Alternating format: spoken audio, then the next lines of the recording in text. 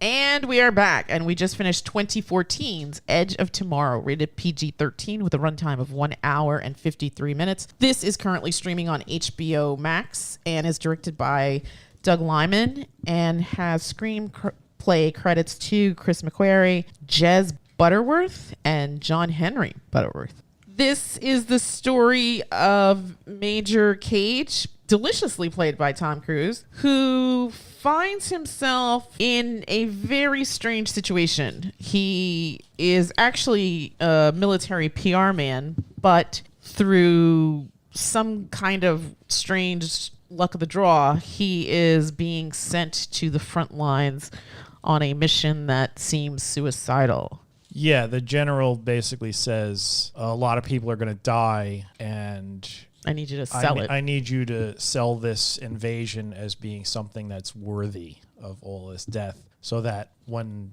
the families hear that kids are dead, they don't come at me and just ruin my life.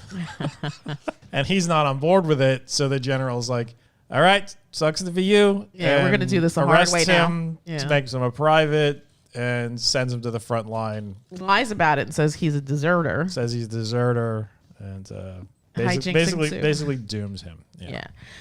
Was this Bill Paxton's last role? No. Oh no, he died in 2017, so he must have done stuff after this. I think he did stuff after that. But always a treat to see that guy. God, he's so very missed. Always a character actor, but just always so damn good in everything. Yeah, the characters he played generally stole the scenes of whatever scene he was in. Yeah. He had some great lines in this. Yeah. The Great Redeemer. Combat. Yeah. I'm going to go around the table and get impressions. Olive G, what'd you think of this film? I thought it was good. Yeah, what'd you like about it? I guess just the story. The story, okay. Did you like the idea of having to repeat a day over and over again? Honestly, isn't that like almost like a lot of movies? I mean, a lot of movies touch on that theme. I would say like the first one was probably like Groundhog Day. Because anytime you hear a story about this, it's like, oh, it's Groundhog Day, but space. Groundhog Day, but horror. But I think for a sci-fi movie, I feel like this sci-fi action thing, I think this does it really well. I'm trying to think what other film comes even close in that specific genre, but I can't think of one. Olive's right. There have been a bunch that have followed this premise, probably because the people that grew up watching Groundhog Day are just like, I'm going to take this idea and use it. And it's there's totally original. Happy Death Day or whatever. Happy Death Day, yeah. Episodes of TV shows, that have done that. But I feel like for the time and the genre, I feel like this really knocks it out of the park. Yeah, oh my God. It can't be said enough. This film is really amazing. We did not see this in the theater. We actually caught this on cable, and we were stupefied at how good it was. Yeah, I mean, it didn't do well. Yeah, originally it didn't do well. It didn't do well. Everybody was like, oh yeah, Tom Cruise's career going down the toilet. He can't save movies anymore. And, apparently he can. And people gave this a chance on cable, and we did too. I mean, I remember reading reviews where people were like, you know what, this film's better than people give it credit for. Caught it on cable, and yeah, they were absolutely right. This film's solid. Great. Yeah. Really interesting premise, really interesting story. The creature effects are really good. Yeah, the aliens look really cool. They're just like these like crazy nerve bundles with faces. Yeah, yeah. And even the alphas and the omega, I guess. Mm-hmm. Interesting too. Suddenly I'm just completely obsessed with numbers. The budget on this was $178 million. Opening box office in the US and Canada on June 8th, 2014, $28,760,246. Yeah, wow. People were like stunned at how poorly this thing did. And the gross US and Canada was $100,206,256. But the overall gross worldwide is $370 million.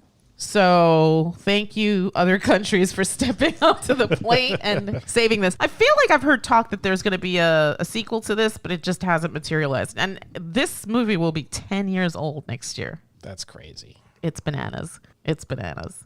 What did you think of Rita, Olive G? Who? Rita, the lady played by Emily Blunt. That one? Yeah.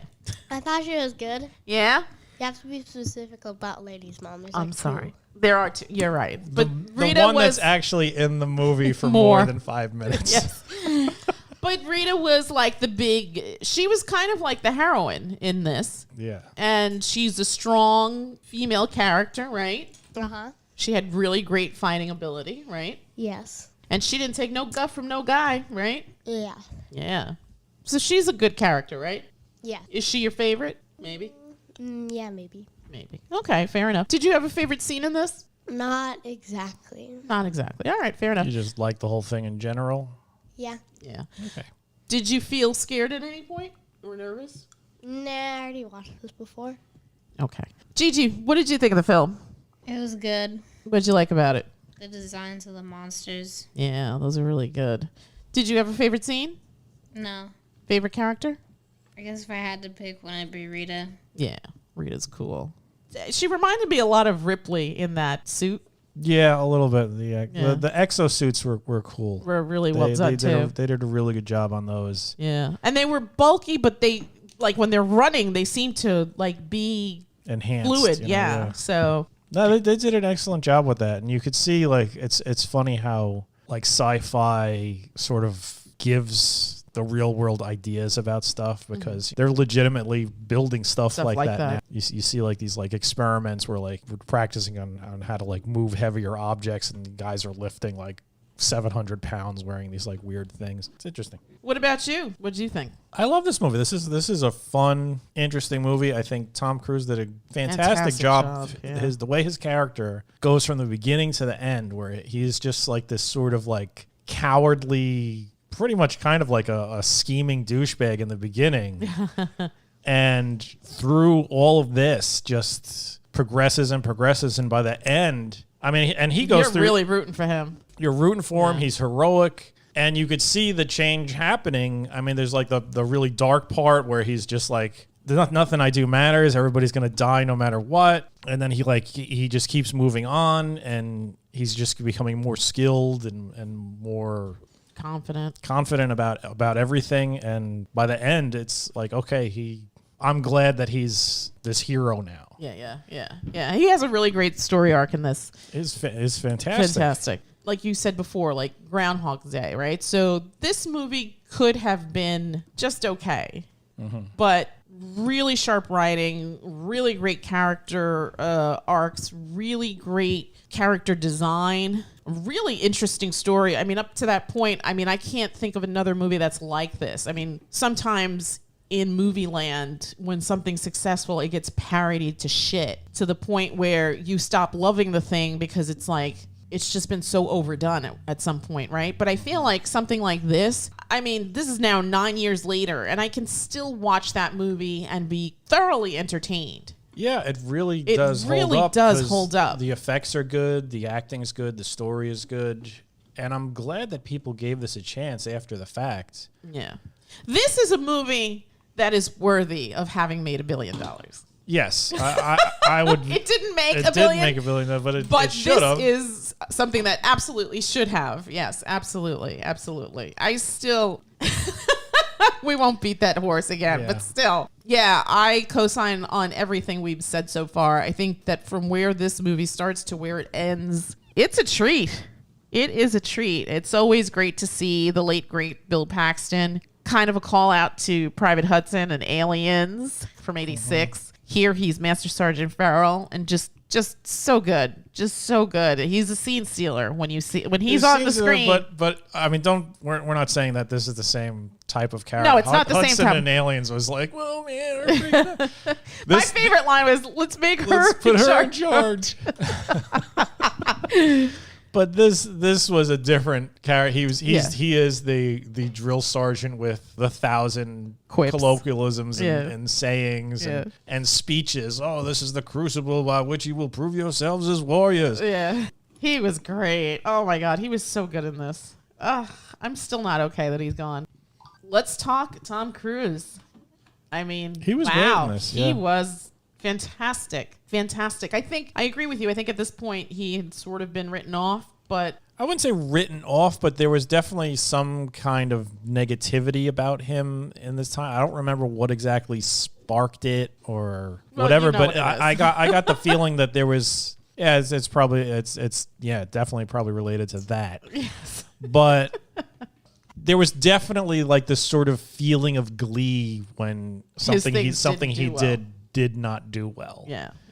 And Which is weird. People really need to get I think their it's just stuff in order. He's just too powerful to stop because then he starts making entertaining stuff again. stuff. Yeah. After this, he he- did Mission Impossible: Rogue Nation. Yeah, that was great too. I mean, it's just damn entertaining stuff. After that, he did Jack Reacher. Never go back. I don't think I've ever seen that from start to finish. Although he screwed the pooch in 2017 with that Mummy movie. That was terrible. That was awful. That was terrible. Terrible. That was just And then something American turd. Made. I think I saw pieces of that, and I don't really have any interest to watch that. But then he did Mission Impossible Fallout in 2018, which was great. honestly, I feel like those Mission Impossible films Keep getting better pulled and better. him out of whatever bad graces he was in. Yeah. Because fans just love the hell. They're good. They're just really good, though. totally entertaining. You got That dude Superman is loading his 60. arms up in the. Yeah.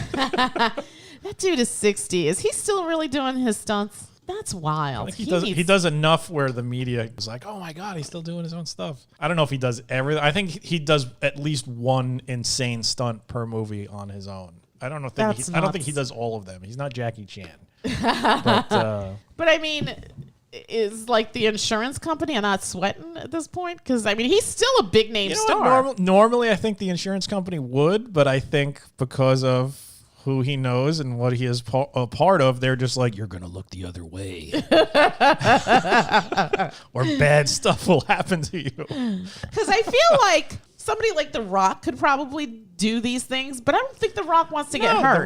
The Rock is not doing his own stunts. No. I mean, he's too much of a. They're filming him throwing punches and stuff, but he is not jumping from one building to another. No. He Or does hide, not or do it. what I is mean, it? Hanging off the side of that plane. Hanging off the side of a Jeez. plane. He The is. hell's wrong He with is. Tom If Cruise? somebody's hanging off the side of the plane, it's a stuntman, and he's wearing like a green sock on his head, which they superimpose the Rock's head on. Right.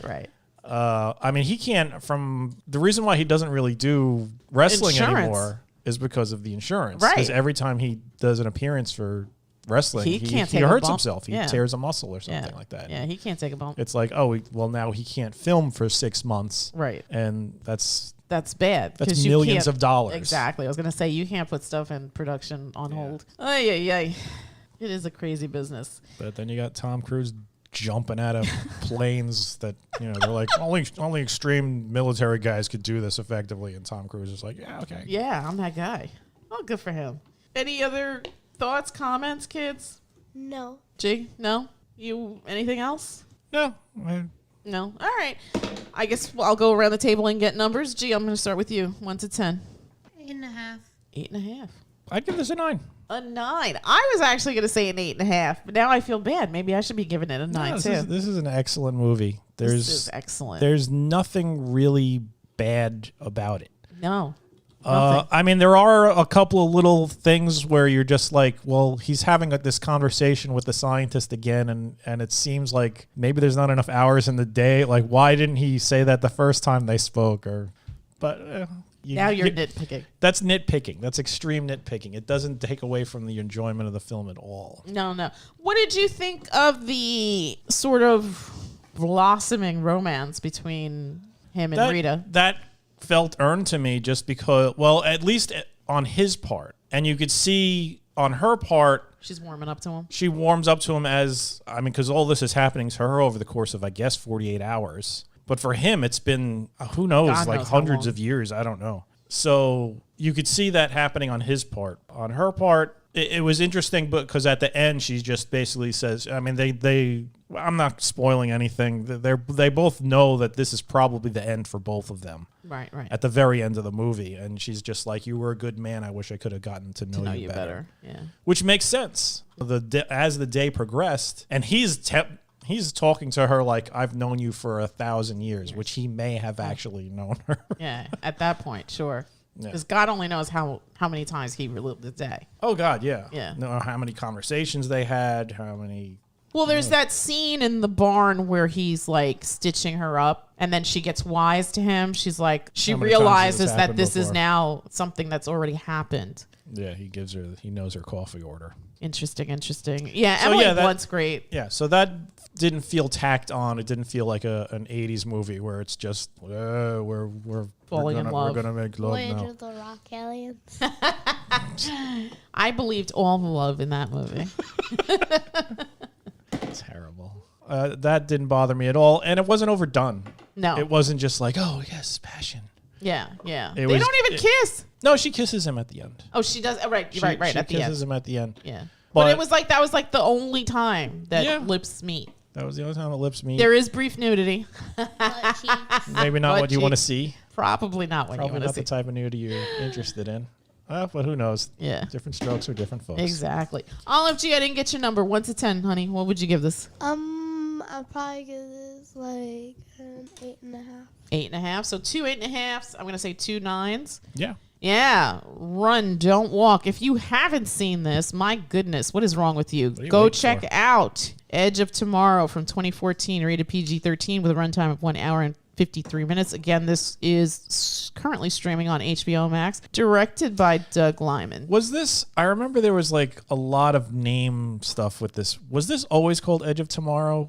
Was there a point where it was called Live, Die, Repeat or something like that? That was supposed to be from what I've read, that was supposed to be the tagline. And then I think people got confused and they thought that was the name of the movie, but the movie was always called, I believe, Edge of Tomorrow. Yeah. I think Live, Die, Repeat was the tagline. And I think a lot of people were like, oh, I think that's the name of the movie. But I don't. And I think it's based on a movie called All You Need Is Kill. Oh, really? Yeah. I didn't know that.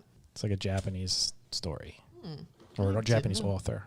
And I just remember the title of that just sounded so stupid. It sounded like All You Need Is Love, but instead it's All You Oh, Need that's Is Kill. true. The film Should've is said based. All you need is death, No, it's All You Need Is Kill. but they should have been death. That would have made more sense. More That sense, would have made yeah. more sense. But then again, maybe it's just one of those things that's like lost in translation from. Possibly. English to Yeah, Japanese English. according to IMDb, the film is based on the Japanese light novel, whatever that means. All You Need Is Kill by Hiroshi Sakurazaka.